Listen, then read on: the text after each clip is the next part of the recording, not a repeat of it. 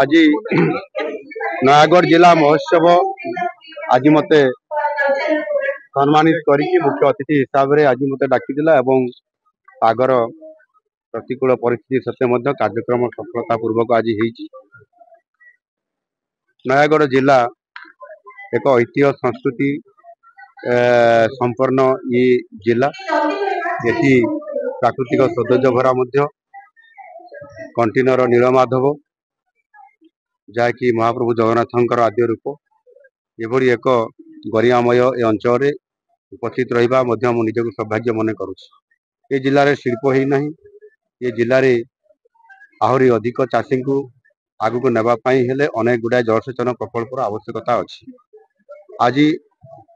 वृत्तांत जलसेचन प्रकल्प आज तार फॉरेस्ट क्लियरेंस हो जाइए खूब शीघ्र यार शुभारंभ कर